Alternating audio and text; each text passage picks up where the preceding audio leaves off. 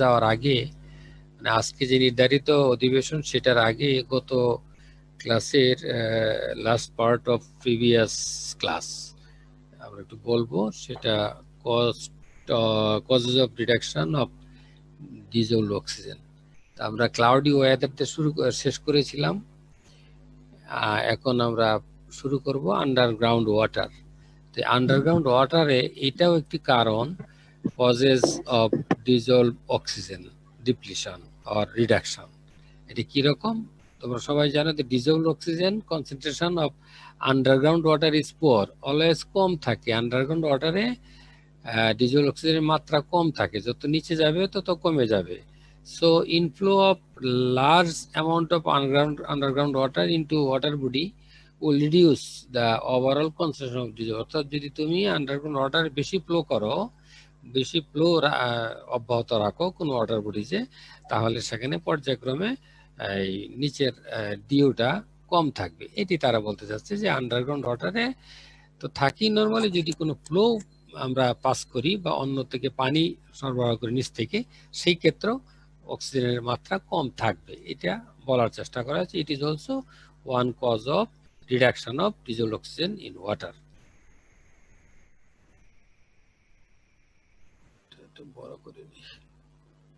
Next হলো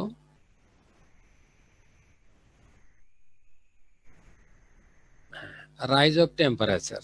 number 5 is rise of temperature, অর্থাৎ তাপ বৃদ্ধি হলে কি হয় সেটাও এখানে একটা inversely related with temperature.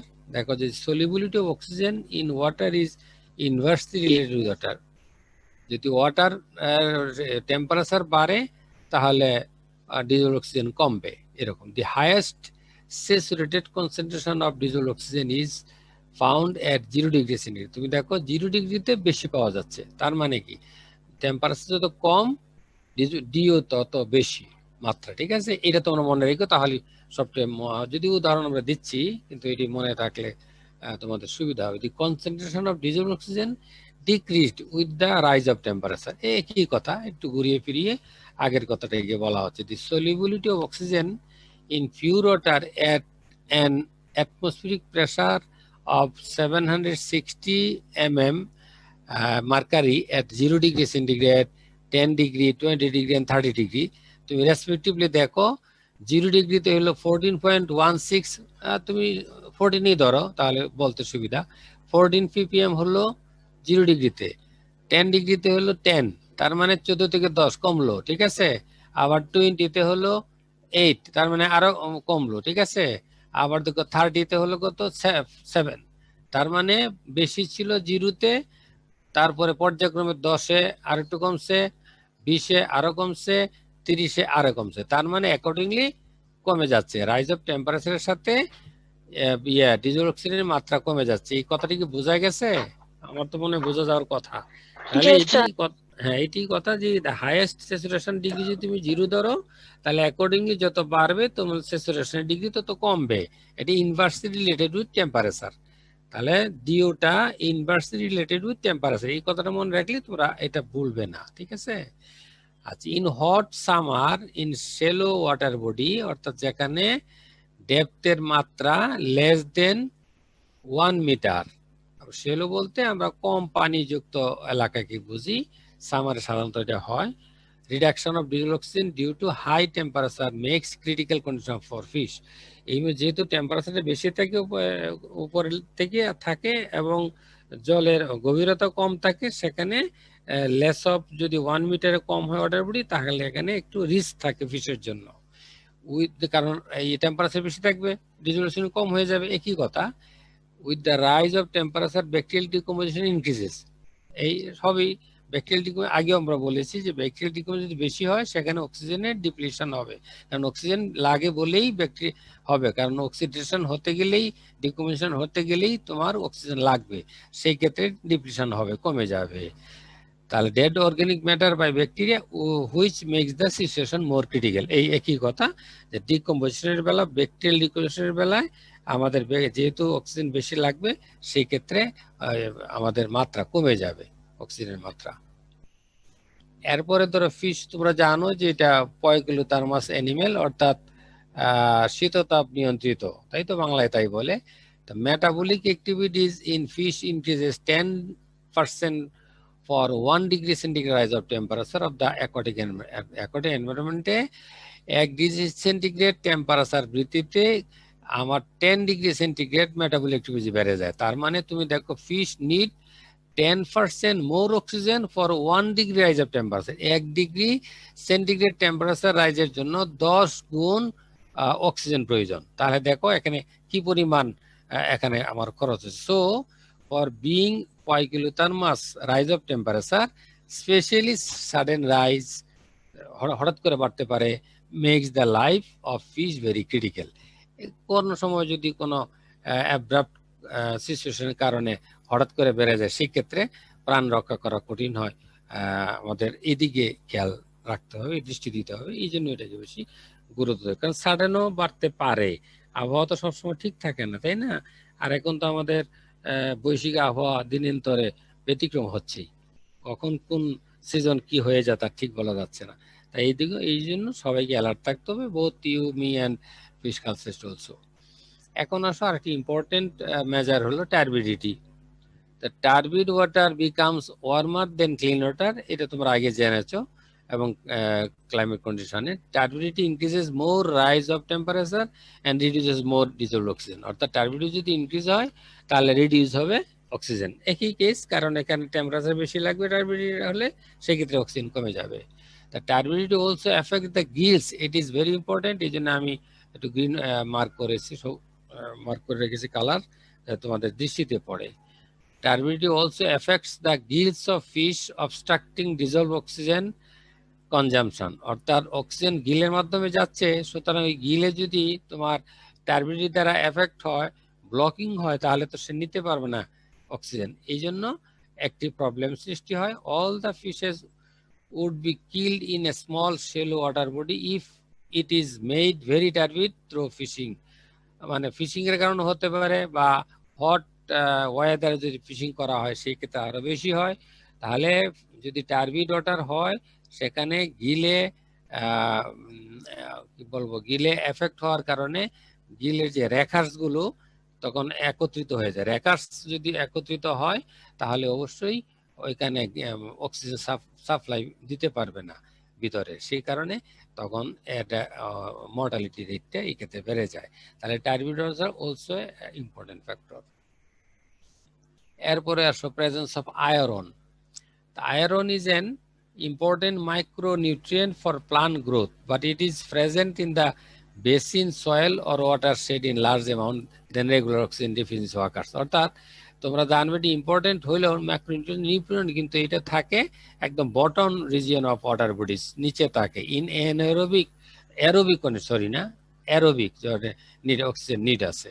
In aerobic condition the ferrous oxide ions consume dissolved oxygen and become ferric acid, এটা তোমরা ভালো জানো। তো অর্থাৎ যদি ফেরাস থেকে ফেরিক হয় তাহলে অক্সিজেন এখানে অ্যাড হইলো, তাহলে Das reduce the dissolved oxygen level of water body. অর্থাৎ যেহেতু অ্যাড হচ্ছে ফেরিস থেকে ফেরাস থেকে ফেরিক, অক্সিজেন এখানে ইনক্লুড হচ্ছে, তাহলে আমার রিডিউস হবে ওয়াটার বডিজে, এটাই। আর the soil with high amount of iron looks reddish and brownish in colour, তাহলে এটা সয়েলটা হয়ে যায় এরকম, আয়রনটা রেডিশ এবং ব্রাউনিশ কালার।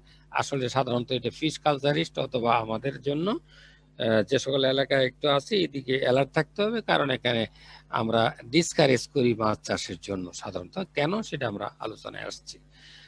তাহলে most soils of Madhupur soil tract, আর একটা হলো বারিন্দ ওয়েলস ট্র্যাক্ট। বারিন্দ বলতে ধরো এটা রাজশাহী ডিভিশন হয়, বগুড়া, পাবনা, রাজশাহী, জয়পুরহাট, এই এরিয়াগুলোকে আমরা সাধারণত বলি বারিন্দ এলাকা। আরো আছে হয়তো দিনাজপুর, রংপুর, পাবনা, রাজশাহী, বগুড়া, জয়পুরহাট, নওগাঁ, অর্থাৎ ডিস্ট্রিক্টস অফ রাজশাহী ডিভিশন, এটাকে বলি Barind soil tract. and soils of some other regions contain high amount of iron. অন্যান্য এলাকায় যেখানে আয়রন আছে, কিছু আমাদের হিল ট্র্যাক্টও পাওয়া যাচ্ছে, এইগুলো এরিয়াতে আমরা একটু নিরুৎসাহিত করি মাছ চাষকে। তাহলে করা যাবে না তা না, উইথ সাম মেজার অবশ্যই করা যাবে। Commercial fish farm construction in brownish soil region is not advisable, যেটা আমি বলছিলাম। For this reason that the soil contains high amount of iron, অনেক বেশি থাকে, আয়রন বেশি থাকা মানে তোমার এখানে কষ্টটা বেশি পড়বেই, just to normalise the situation, and it is scaly, এবং এটা একটু কাদাযুক্ত হয়। এখন আমরা আজকের সেশনে ঢুকতেছি, ঠিক আছে? ডিজল অক্সিজেন রিকোয়ারমেন্টস, এটা আমরা একটু এখানে কথা বলবো। তো requirements of dissolved oxygen, it is also important chapter among all বলতে পারো। তো ডিজল অক্সিজেন রিকোয়ারমেন্ট, এটি requirement of oxygen by fish vary with temperature, physiological state, age, time of the day, species, season, food composition, etc. এই আগেও এগুলো আলোচনা করা হয়েছে। Fishes with accessory respiratory organ, অর্থাৎ আমি বলেছিলাম যে অতিরিক্ত রেচন তন্ত্র, specially called air breathing fish, যারা আছে, যারা বাতাস থেকে অক্সিজেন নিতে পারে, can survive at very low level of dissolved oxygen, even oxygen less condition, যদি থাকে কম তাও পারে, ইভেন অক্সিজেন না থাকলেও তারা সার্ভাইভ করতে পারে for the considerable time. They can survive out of water situation for considerable time, and during breeding season they can move out of outer body and can go to another one or rice field, crossing a considerable distance over the soil. Those who are from rural areas, you can perhaps you seen it, তো জানি না তোমরা দেখেছো কিনা, দেখার কথা। কই মাছ, শিং মাছ, মাগুর মাছ তুমি দেখবে ব্রিডিং সিজনে ওরা পুকুরের পার পেরিয়ে অন্যদিকে চলে যাচ্ছে, তাই না? আশেপাশে ধান ক্ষেত থাকলে সেটা চলে যাচ্ছে, ধান ক্ষেত থেকে আবার অনেকে অ্যাংলিং করতেছে, তাই না? এই জিনিসগুলো হয়তো তোমরা দেখে থাকবে। তার মানে তাদের এক্সট্রা রেসপিরেটরি অর্গান আছে, যেটাকে আমরা বলছি এয়ার ব্রেথিং আছে, সেই কারণে ওরা এই কাজটুকু করতে পারে, এটা বেঁচে থাকতে পারে ডিজল অক্সিজেন ছাড়াও এয়ার থেকে, অর্থাৎ ফ্রি অক্সিজেনটা তারা নিতে পারে। এটি একটা তাদের opportunity. Fish without accessory respiratory organ is in danger at low level of oxygen, ডিজল oxygen. তো এটা তো বুঝতে পারছো, যাদের এই সুবিধা নাই তারা প্রবলেমে থাকবেই। Small fish requires more oxygen than large fish per unit of body weight. Per unit of body ওয়েটে যদি ধরো, তাহলে স্মল ফিশের রিকোয়ার লাগে অক্সিজেন, যেমন খাবারের বেলায় তাই। আমরা দেখবে ফিডিং এর বেলায়ও স্মল ফিশের বেলায় বেশি লাগে, কারণ বারে বারে দিতে হয়, তাদের বেশি লাগে। ছোট বাচ্চাদের কিন্তু খাবার কম লাগে না, খেয়াল করে দেখো। সুতরাং ছোটদের বেলায় খাবার বেশি লাগে, অক্সিজেনও বেশি লাগে, এবং বড়দের এই ক্ষেত্রে কম লাগে, ঠিক আছে? Fish requires more oxygen in warm weather than in cold weather, as metabolic rate is higher in warm condition. যেহেতু ওয়ার্মের কারণে তুমি খেয়াল করবে যে শীতকালে আমরা খাবারের পরিমাণ কমিয়ে দিই, কারণ রেসপিরেশনটা এখানে পাচন ক্রিয়াটা কম হয়, বিপাক ক্রিয়াটা কম হয়, এই কারণে আর ওয়ার্ম ওয়েদারে রিকোয়ার হয় এই মেটাবলিক অ্যাক্টিভিটি বেশি, রেটটা বেশি হওয়ার কারণেই ইয়া লাগে, অক্সিজেনটা রিকোয়ার লাগে বেশি। আর কথা আছে এখানে, একটা স্টেটমেন্ট এক ভদ্রলোক দিয়েছেন, সেই স্টেটমেন্টটা হলো ইলিস, নামটা উনি ELLIS এট অল, উনি 1946-এ বলছেন অ্যাবাউট ডিজল অক্সিজেন রিকোয়ারমেন্ট নিয়ে, which is very important for warm water fishes, is that dissolved oxygen at levels of 3 ppm or lower, 3 ppm অথবা তার কম, এটা খুব বিপজ্জনক to little under average stream or lake condition. Lake condition বলো, স্ট্রিমে বলো, পুকুরে বলো, যে কোনো ওয়াটার বডিজই হোক, 3 অথবা তার কম যদি ডিও থাকে, সেটা রিগার্ডেড অ্যাজ হ্যাজার্ডাস, অর্থাৎ বিপজ্জনক, ঠিক আছে? আরেকটি পাশাপাশি উনি বলছেন that 5 ppm or more of dissolved oxygen should be present in waters if conditions are to be favorable for freshwater fishes. যদি freshwater fish অন্যান্য সব দিক ঠিক থাকে, সেই ক্ষেত্রে 5 ppm or more DO is needed. এক কথায় যদি তোমরা প্রশ্ন করি যে what is the range of ppm for culturable pond in case of DO, তখন তুমি সরাসরি বলো 5 ppm or more, এইটুকু, ঠিক আছে? আর লিটাল রুস্ট হলো 3 ppm or less, এই বা অর লয়ার, যাবে তুমি বলো। এটি ইম্পর্টেন্ট, এই জন্য আমি মার্ক করে রেখেছি। এরপরে দেখো আরেকটু কথা আছে, এটা তোমাদের জানা আছে হয়তো বা, fishes can survive at low level of dissolved oxygen, অর্থাৎ 1 ppm অর লেস, 1 ppm অথবা তার কমে যদি হয়, কিছু সময় তারা কিছু ঘন্টা বাঁচতে পারবে, but not for long time, বেশি সময়ের জন্য নয়।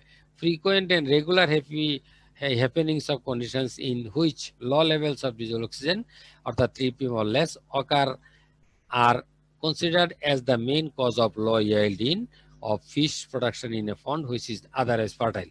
মনে করো তোমার পুকুর সব দিক দিয়ে ফার্টাইল আছে, একেবারে ঠিক আছে, কিন্তু 3 ppm বা তার চেয়ে কম দিয়েও থাকে পুকুরে, তাহলে এর প্রোডাকশন কম হবে, এই কথাটাই এখানে বলা হয়েছে। এরপরে নেক্সট ইম্পর্টেন্ট একটা ইস্যু হলো ডায়োনাল চেঞ্জেস অফ ডিজলভ অক্সিজেন, অর্থাৎ তোমার ডায়োনাল এখানে হলো ডেইলি অথবা দৈনিক কি পরিবর্তন আসতেছে সেটা।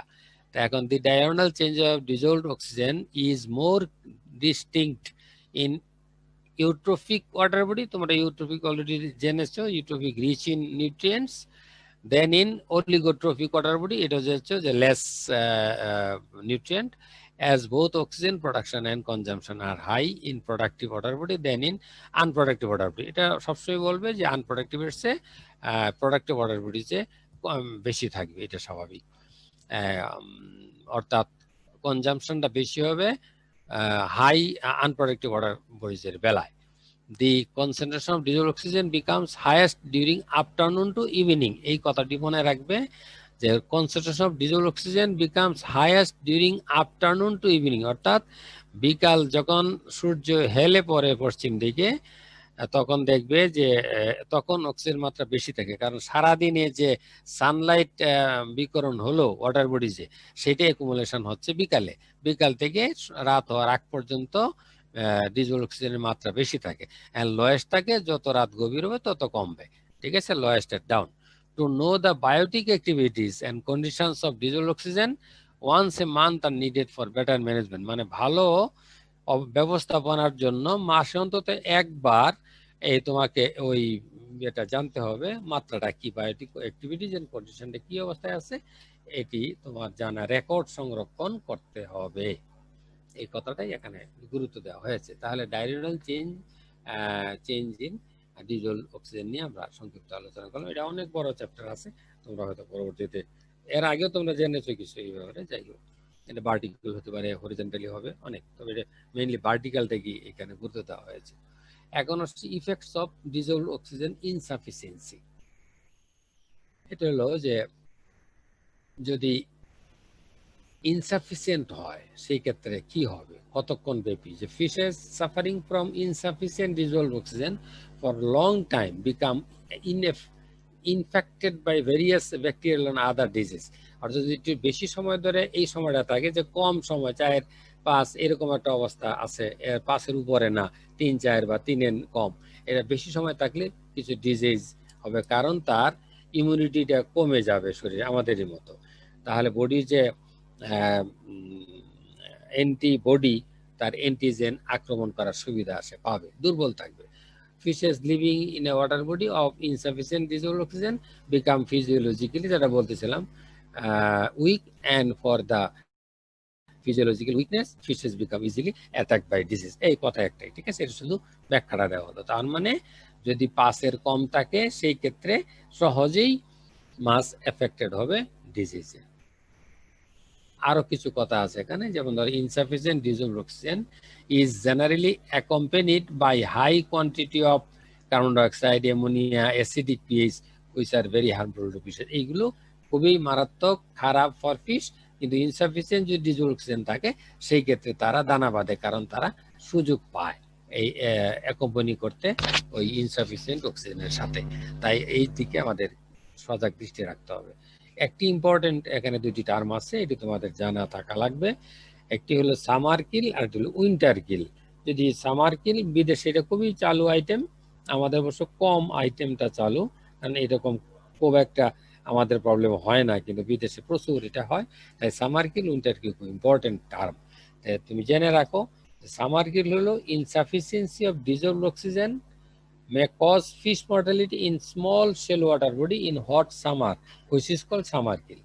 Summer kill হলো এইটাই যেখানে শেল ওয়াটারে ইনসাফিসিয়েন্ট ডিজল অক্সিজেন থাকে এবং মর্টালিটির কারণ হয়ে দাঁড়ায় সামারে। এটি হলো সামার কিল। সামারে যখন মৌসুমী পুকুরগুলোতে সাধারণত এটা হয়ে থাকে, কম অক্সিজেন থাকে, সেখানে যদি মাছ মারা যায় তখন আমরা বলবো সামার কিল। একসাথে অনেক মাছ মারা যায়। এন্ড ফিশ উইন্টারে যদি, যেগুলো সাধারণত আন্ডার আইস কভার থাকে, may happen in cold region of the world which is called winter cold. যদি উইন্টারে এই আইসের নিচে থাকার কারণে, যেহেতু এটা এটা হয় সাধারণত বেশি ঠান্ডার জনিত কারণে মারা যেতে পারে, তাহলে এটা উইন্টার কিল। একটা সামার কিল আর একটা উইন্টার কিল, এই দুইটা টার্ম মনে রাখবে। এখন আরেকটি টার্ম এখানে আসছে, সেটা হলো symptoms in fishes in dissolved oxygen insufficiency. তাহলে ডিজলভড অক্সিজেন ইনসাফিসিয়েন্সি কি কি সিমটম দেখা যায় ফিশের ক্ষেত্রে, এই নিয়ে আমরা একটু আলোচনা করবো এখানে। একটা হলো when dissolved oxygen falls to harmful or lethal level, অর্থাৎ হার্ম কখন, যদি নিচে নেমে যায়, harmful condition lethal level less than 3 ppm, বারবার বলতেছি, ফিশের শো রেস্টলেসনেস, অর্থাৎ মুভমেন্ট করবে সে, একেবারে এদিক সেদিক ঘোরাফেরা করবে অ্যাবনর্মালি অ্যাট দ্য সারফেস, মানে উপরের দিকে পানির উপরে এসে সাঁতার কাটতে থাকবে অবিচ্ছিন্নভাবে, তার কোনো নিয়ম মাফিক সে চলবে না, সে অ্যালোপ্যাথির ভাবে রেস্টলেসলি সে মুভ করবে, এবং গালভস এট দ্য সারফেস, উপরে খাবি খাইতে থাকবে। In this condition fishes of a large water body try to migrate to a region of higher concentration, অর্থাৎ যেখানে অক্সিজেনের মাত্রা বেশি আছে সেখানে সে মুভ করতে চাইবে, কিন্তু একই ওয়াটার বডি যদি বেশি মাত্রা থাকবে না, সুতরাং তার এটা অসার, মানে লাভ নাই। তবু এটা হয়, সে চেষ্টা করে, বাঁচার চেষ্টা তো সবাই করবে। এই জন্য fish died after suffering from low concentration of dissolved oxygen, যখন দেখবে যে কোনো মাছ মারা গেছে, মুখটা হা করে আছে, যেমন the is found having the mouth open, যদি মাছ সাধারণত মরে যাওয়ার পরে হা করে থাকে, তাহলে বুঝবে এটা অক্সিজেন ডিপ্লিশনের কারণে মারা গিয়েছে। এই কথাটা মনে রাখবে। গ্রামে দেখবে অনেক সময় মাছ মারা যায়, একাধারে অনেক মাছ মারা যাচ্ছে, কেন? দেখবে মরে যাওয়ার পরে সব মাছই প্রায় হা করে আছে, বুঝবে, তাৎক্ষণিকভাবে বুঝতে পারবে অক্সিজেন ডিপ্লিশন হয়েছে, তাই না? তখন মেজারে যেতে হবে। কি কি মেজার, সেটা আমরা পরে আলোচনা করছি। এখন আসলে remedy of dissolved oxygen deficiency, অর্থাৎ অক্সিজেন ডিফিসিয়েন্সি হলো মেজার দেখি কি করা যায় তাৎক্ষণিক, এই নিয়ে কিছু কিছু আলোচনা, অত্যন্ত সংক্ষিপ্ত, আরো ডিটেলস হয়তো আমরা অনাগত দিনে বলবো, এখানে কম আছে। We can remove ডিজল oxygen deficiency temporarily by emergency measures for oxygen supply or semi-permanently by semi-permanent measures। এই দুইটা কথা, অর্থাৎ তাৎক্ষণিকভাবে আমরা কি ব্যবস্থা নিতে পারি এই নিয়ে এখানে। আর সেমি পার্মানেন্ট একেবারে স্থায়ী না, এটি স্থায়ী সমাধান নয়, কারণ অক্সিজেন ডিপ্লিশন একবার দেখা দিলে এটি অনেক দিন ব্যাপী চলমান থাকে, সুতরাং এটা একেবারে পার্মানেন্ট তুমি বলতে পারবে না, সেমি বলতে হবে। এই তবে কমে গেলে মর্টালিটি রেট কমে যাবে।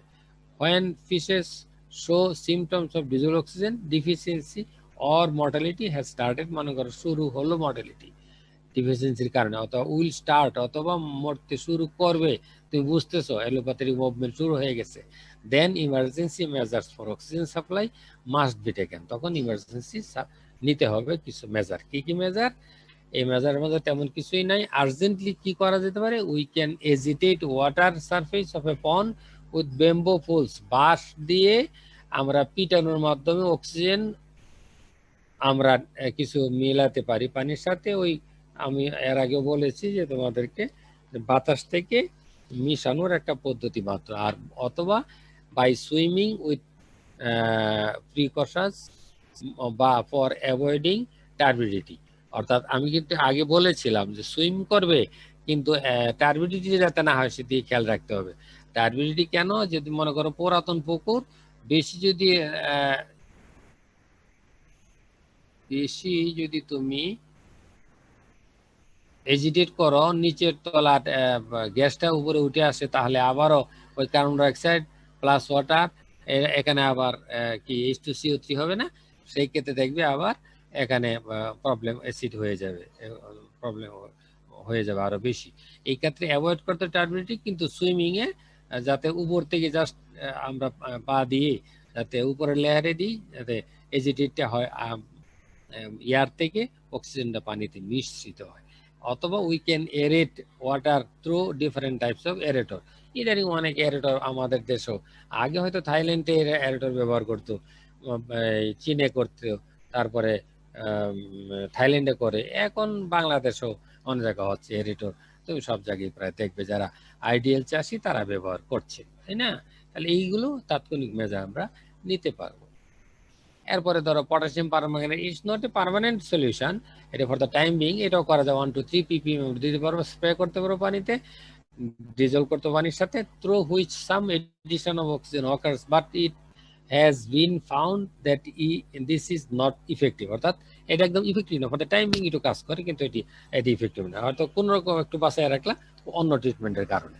ইট may be necessary that emergency supply should be continued for several days, and by this time the causes of depletion of visual oxygen must be found out and to solve the problem semi permanently। অর্থাৎ এরই মাঝে কোনো রকমে তুমি যে কতটি বললাম urgently এই কাজটি করে কিছুদিন তুমি বাঁচিয়ে রাখতে পারবে। আর কি মেজার নেওয়া যায় সেদিকে লক্ষ্য রাখার জন্য, অর্থাৎ আমরা ইচ্ছে করলে কেমিক্যাল ট্রিটমেন্টের দিকে যাব, সেই আলোচনা করব। আরো কিছু আছে যে লিথাল লেভেল ভিজুয়াল অক্সিজেনের কনসেন্ট্রেশন অকার যদি হয় বিগরাসলি ব্যাকটেরিয়াল ডিকম্পোজিশনের কারণে, হেভি ফাইটোপ্লাজম থাকলে এটা হবে, আমি এর আগেও বলেছি। ব্লোম যদি হেভি ব্লোম হইলেও সেটা হবে, সেই ক্ষেত্রে ফার্টিলাইজেশনটা টোটালি স্টপ করে দিতে হবে, সেটা যে ধরনের হোক না কেন। ওয়েদার কন্ডিশনের উপর নির্ভর করবে, ক্লাউডি আকার থাকলেই আর খাবার দেওয়া যাবে না, বেশি দিন যদি এই অবস্থা চলে তাহলে খাবার দেওয়া বন্ধ করে দিতে হবে, ঠিক আছে? আর control measure should be taken when there is a heavy phytoplankton bloom by stopping fertilization. অর্থাৎ ফার্টিলাইজ আমরা অনেক ফার্টিলাইজ করি, যারা আইডিয়াল চাষি তারা অবশ্যই ফার্টিলাইজ করে, প্রতিদিনও করে, কেউ সাপ্তাহিক তো করেই, মাসে করে, প্রতিদিনও করে, সেই কথা করা যাবে না।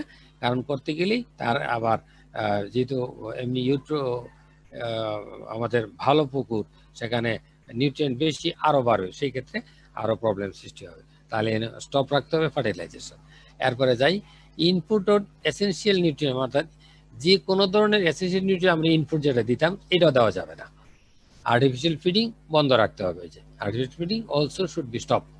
Control of phytoplankton Bloom through chemical treatment May be necessary. কিছু কেমিক্যাল ট্রিটমেন্ট আছে, আমরা হয়তো ভবিষ্যতে আলোচনা করব, সেই ব্যবহারটা আমরা দিতে পারবো। আগে যেমন অনেক কিছু দেওয়া হতো, ওইগুলো আমরা দেওয়া হচ্ছে না, সাধারণত বায়োলজিক্যাল ট্রিটমেন্টে অনেকে যাচ্ছে।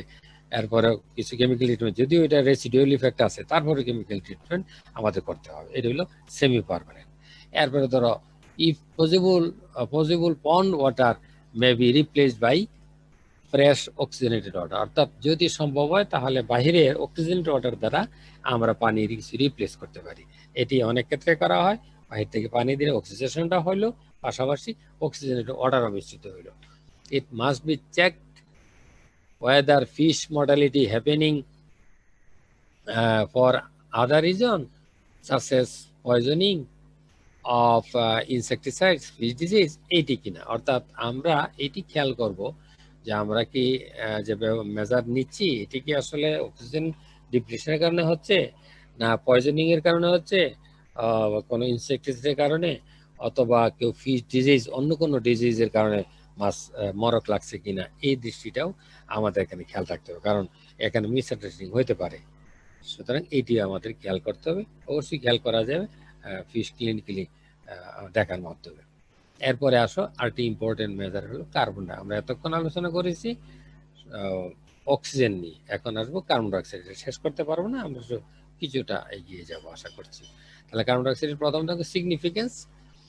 সিগনিফিকেন্সে বলতে গেলে হবে প্রথমে যে carbon dioxide is the basis of all life on the earth, although sometimes it may be considered as a troublesome substance। আমরা অনেকে ট্রাবল মনে করি কার্বন ডাইঅক্সাইড ছাড়া কিন্তু লাইফ বাঁচবে না। কার্বন হচ্ছে very important, all source of life is very important. তুমি খেয়াল করবে যখন আমরা দেখেছি ফটোসিনথেসিস ফর্মুলার সময় যে কার্বন ডাইঅক্সাইড প্লাস ওয়াটার, তারপরে C6H12O6 এন্ড অক্সিজেন, তার মানে কি সেখানে কার্বন ডাইঅক্সাইড প্রথমেই ইম্পর্টেন্ট ভূমিকা রেখেছে। সেই জন্য কার্বন ডাইঅক্সাইড যদিও আমরা ট্রাবলসাম মনে করি, আসলে ট্রাবল না।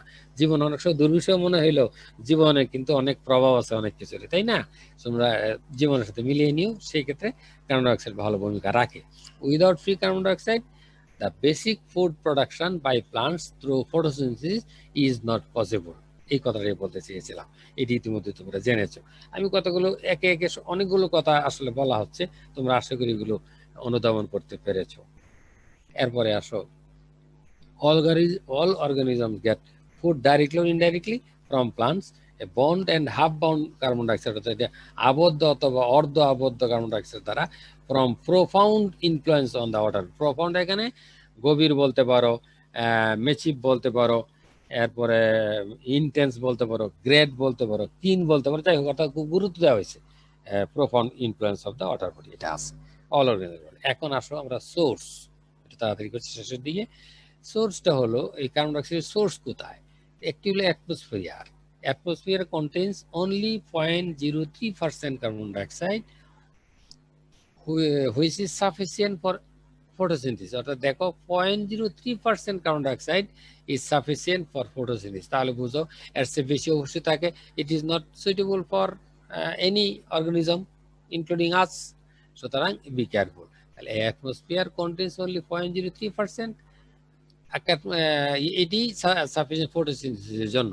তাহলে gaseous atmosphere carbon dioxide dissolved in water, এটা তো জানা যাচ্ছে ওয়াটারও আছে, যে কারণে ওয়াটার থেকে যদি নিচের থেকে উঠে বেশি গ্যাস কার্বন ডাইঅক্সাইড ওয়াটারে যদি যুক্ত হয় তাহলে কার্বনিক অ্যাসিড হয়ে যায়। এখন আসো, respiration by organism is an important source of free carbon dioxide. কারণ আমাদের বেলায়ও একটা রুমে যদি অধিক সংখ্যক গ্রুপ থাকে জানো কি অবস্থা হয় ডিউ টু কার্বন ডাইঅক্সাইড।